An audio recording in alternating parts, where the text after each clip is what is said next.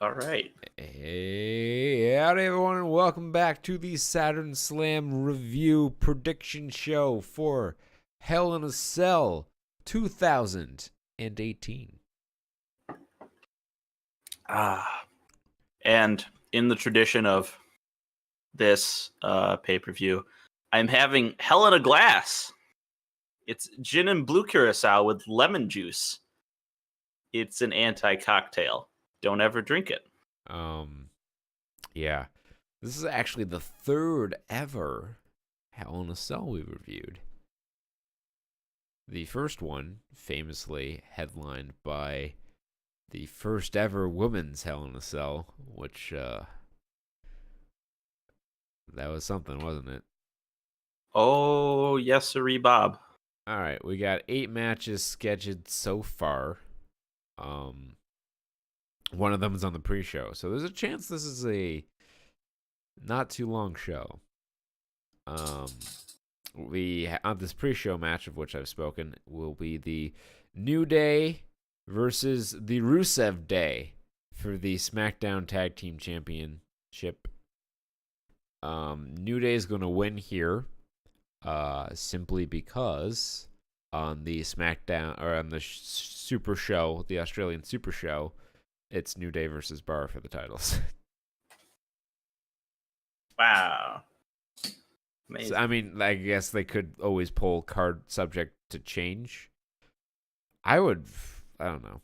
I don't know if they're going to do the breakup angle here between Rusev and Aiden English. They seem to have scrapped that, but you never know with how schizophrenic WWE booking is. Or you could put the titles on the man. Rusev's still over. They can win the tag titles. It's not that important. But who knows? All right, that's the pre-show match.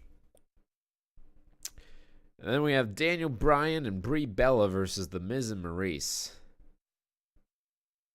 I kind of Boy, feel like Daniel Bryan and Brie have to go over here. that's what we're hoping. Like, it doesn't make any sense for Miz and Maurice to win. Because the whole thing is Brie's the equalizer. Miz won the first match in the feud. If Daniel Bryan loses again, he's even more of just a guy. And my God, have they fucked up Daniel Bryan's return. Like, he went from being so, and he's still over, don't get me wrong, but like he's booked like just another fucking guy on the roster. This is Miring in how a they do it. mid-card feud with The Miz. Dude needs to be in the WWE title picture like 3 weeks ago. But I mean, fucking, this is the story of all good talent that comes to WWE. It's this ridiculous fucking homogenization procedure that they do for anyone who isn't the guy they arbitrarily chose to hold the merchandising rights. Like, I'm honestly, I think this is part of WWE's super long-term plan. Like, they finally have booked Daniel Bryan poorly enough to where people won't hijack the show chanting for Daniel Bryan anymore. It's it's like spite. It's like my when I make angry memes at people. It's just so passive aggressive. It's like, hey guys, you wanted Daniel Bryan? Well, here's your Daniel Bryan, assholes. Kill me. Vince McMahon would rather make $1 million his way than $10 million someone else's. And that's the guiding principle behind much of WWE's booking. But yeah, the Bellas don't lose apparently, so I don't expect that to start anytime soon. Let's see what's probably next. Jeff Hardy versus Randy Orton, which is inexplicably a Hell in a Cell match. Um, Jeff's I don't know what Jeff's deal is. I heard he was going to take some time off of wrestling after SummerSlam because his back's been hurting him, but he's been doing stupid shit. I don't know what Jeff's deal is. Think I think Randy needs a win here. He didn't just turn heel, but he very recently, this is his first big singles match since turning heel. And I think he needs the win here to kind of solidify himself. And Jeff Hardy can do whatever stupid thing he's going to do. Probably a swanton off the top of the cell, despite his back hurting him so much. And then he can go away for a while. I'm not saying I don't dislike Jeff Hardy, but you can tell by the way he walks, he is not physically right now. He needs to go away for a bit and heal up whatever's nagging him. Before he makes it especially before he makes a critical injury. Before he winds up like his brother. His brother's retired now. Yeah, it's just out of nowhere. You could see it in the way Matt just walked. Like, I'm at a point where I'm very uncomfortable watching either Hardy wrestle because they just look like they're in so much pain. Yeah. Give these guys a cortisone injection. That would probably lead us to Charlotte Flair and Becky Lynch for the SmackDown Women's Championship. Rumors are circulating of a double turn in this match. What that would even mean, I don't know. I have no idea who's the face, who's the heel. I don't know. At least it's like two wrestlers I'm okay with in a championship match. It's not Carmella anymore. Yeah, we're not gonna have to fucking deal with Carmella and her phantom face turn. Wait, what?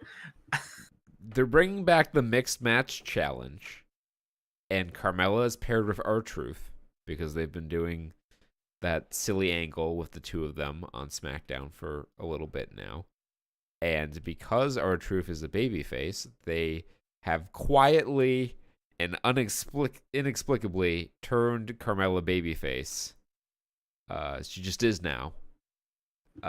If it'll last past the mixed match challenge, no fucking clue. But hey, WWE, if you think you got away with that and you're happy about that, think about this. Maybe she did a phantom face turn and no one realized because no one pays attention to Carmella. Nobody cares, WWE. Go die.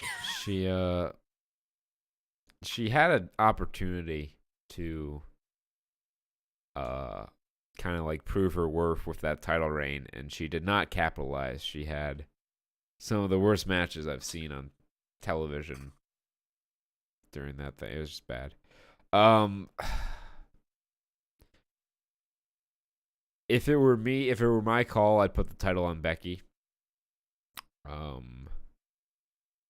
Charlotte's going to need something to do until Rousey. So if you just beat Becky here, I suppose you could do another match because no one fucking cares, but I think it'd be kind of silly. And you don't have a next challenger because you fucking have murdered Asuka to the point where she's not credible anymore. And who's next in line on the heel side? Peyton Royce? Not exactly inspiring. It's like they just they use Brownian motion to determine the booking of everything, where it all just evens out. Everyone who's good and everyone's bad just sort of goes to central tendency. That's exactly what it is. Like anything on the main roster, NXT's much better about this, but on the main roster, like anything that makes you special or different from everyone else on the roster, they try to take away. Everyone's got to be the same. So that way no one gets over and no one becomes more popular than the brand, and the brand is the only thing that matters. Because they've been burned. It all goes back to The Rock. When The Rock left, he became a bigger star outside of the WWE than he ever was in the WWE. And that really stuck in Vince McMahon's craw. And he doesn't want that to ever happen again. And it's kind of happening again with Batista. That's why they treat Batista as badly as they do. And, it's fucking petty and ridiculous, and I hate it. Well said. Dolph Ziggler and Drew McIntyre versus Seth Rollins and Dean Ambrose for the Raw Tag Team Championships. Finally got the titles off the B team. Yay! Dolph and Drew just won the titles. Now, I could see them putting the titles on Seth and Dean so the Shield can come out with all their red belts on Raw the next night. But, I'm not sure. I think I would keep the titles on Ziggler and McIntyre for now. I think eventually the Shield could get them back. But are you really prepared to put the tag belts on Seth and Dean while Seth is still Intercontinental Champion? That ties up a lot of belts in one match there. Mm-hmm. Yeah. Logic says what you're saying. Keep all by all accounts, you should have Dolph and Drew win this. But I'm divining from the ether and knowing the way these things go and Dolph Ziggler's penchant for misfortune. I could see them just losing this in a match that no one cares about, where I'm going to wrestle, and now I got pinned. Okay, I'm not champion anymore. This ought to be a phenomenal match. Seth and Dean obviously are great. Drew is very good. Dolph Ziggler can be good in the right situation. So I have high expectations for the quality of this match. But I think Ziggler and McIntyre win or retain at least via shenanigans. So we can do another match further down the road. But I don't think the timing is quite right to change the belts, seeing as how they just won them on Raw 2 weeks ago. That would probably bring us to AJ Styles and Samoa Joe, which inexplicably is not in Hell in a Cell, which is probably the biggest missed opportunity since not putting Gargano and Ciampa inside Hell in a Cell. Oh, it's so fuck. Oh, this is what I say it again. This is what Hell in a Cell is about, guys. This is the kind of personal blood feud that Hell in a Cell was made to settle. Joe's been great in the lead up to this match. I think you really ought to put the title on Samoa Joe here. I understand that AJ Styles is the cover boy of 2K19, and I've heard tale that they want to keep the belt on him at least till the Royal Rumble. But if you beat Samoa Joe here, who's next? You have Andrade Almas, who's not quite, I feel, a main event level heel yet. And that's it. That's all you have on that side. Now, the simple solution to the problem would be to turn AJ Styles heel. So you have the Daniel Bryan match available to you. You have potentially Jeff Hardy. I suppose Randy Orton is another guy on the heel side that they could do after Samoa Joe. Yeah. When was the last time we saw a Randy Orton AJ Styles match? Like a year and a half ago on SmackDown. Oh, okay. Well, maybe they will do it then because it's so fresh. Yeah. I don't have to. Who else would you even have on the babyface side besides Daniel Bryan? And I guess Jeff Hardy, which could be interesting, but who the fuck is Nakamura going to wrestle for his U.S. title? It's all janked right now. Everything, nothing is bigger than any other thing. We're at wrestling communism right now. Yeah, I mean, if Joe wins, you kind of have the same sort of issue. You can do another AJ match, and then you have to kind of go Daniel Bryan or Jeff Hardy, or that's really it in terms of main event level baby faces on SmackDown that haven't been in a title feud recently. Huh. This is interesting. They're in a tough spot with the SmackDown championship. Yeah. They'll figure it out. I think Joe I want should Samoa win. Joe to win because Samoa Joe needs some wins and I want him to have a championship. I agree Joe should win, but got a sneaking suspicion that AJ's going to retain here. Okay, I'll go with my heart. Right here. Ronda Rousey versus Alexa Bliss for the Raw Women's Championship. I know they're trying to sell Ronda's got hurt ribs, and maybe Alexa has a chance, but I don't think so. I think they do the Natalya heel turn here. So that could either mean Natalya costs Ronda the match in the championship, or the more likely she wins and then Natalya turns on her after the match. But I suspect the heel turn's coming on this show. Makes sense.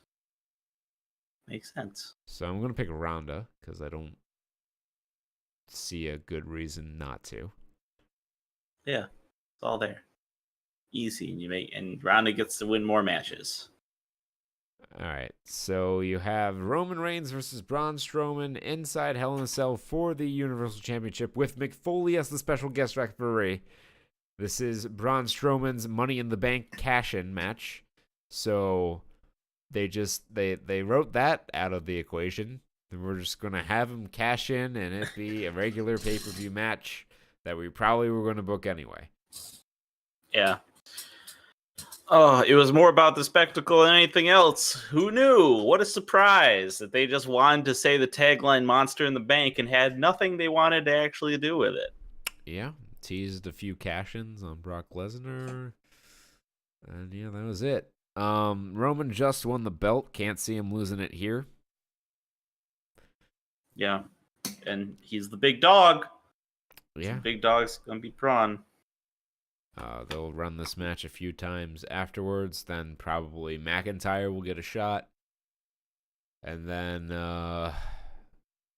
probably right about... part of me feels like the direction for WrestleMania would be, unless they get The Rock. If they get The Rock, then they're going to do Rock Roman.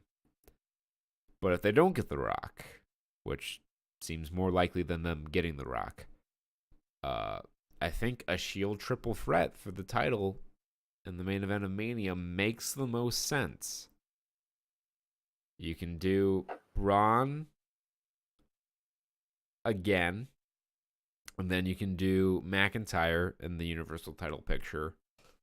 And then around that time, you can have Dean do his heel turn. And then they'll put you right around WrestleMania. And if The Rock isn't going to win the Rumble, you can have Daniel Bryan win the Rumble and do AJ and Bryan at WrestleMania on the SmackDown side. I think that's the direction for WrestleMania, simply because that is the biggest WrestleMania match they could do on the SmackDown side. Just like AJ and Nakamura was the biggest WrestleMania match you could do on the SmackDown side last year. Right. And they ended up doing that, so maybe they'll do the right thing 2 years in a row. Or they don't care. That's more likely. But yeah, Roman's probably going to win this. Okay. I suspect... What's the craziest thing that's going to happen at the Hell in a Cell? What do you think? Jeff Hardy does a swanton bomb off the top of the cell, either through an announce table, because they brawl to the outside, or just straight into the ring from the top of the cell. All right, the other question is Mick Foley going to make a reference to his Hell in a Cell match? I mean, if he cuts a pre-match promo, probably. It is the 20th anniversary of that Hell in a Cell match. Forever immortalized in a poster that hangs on my wall. Do you think... I think he's going to pull some thumbtacks out of his back pocket and sprinkle them on the mat. possibly. He can't take any bumps. Like, he's not allowed to take any bumps No. or get physical. But I want to see him pull some shenanigans, because that's why you have a guest ref. He'll probably shenanigans. put the claw on someone. I would imagine Sacco makes an appearance. Maybe like Dolph runs in, and that's something I can see happening. Dolph tries to interfere, and he gets the Sacco claw. But yeah, that's gonna be that's Hell in a Cell. There are a few matches that could be good, and a lot of matches that probably won't be. So we'll see how it stacks up to some of the other pay-per-views WWE's produced so far this year. All right, we'll talk to you later. Bye-bye. Peace.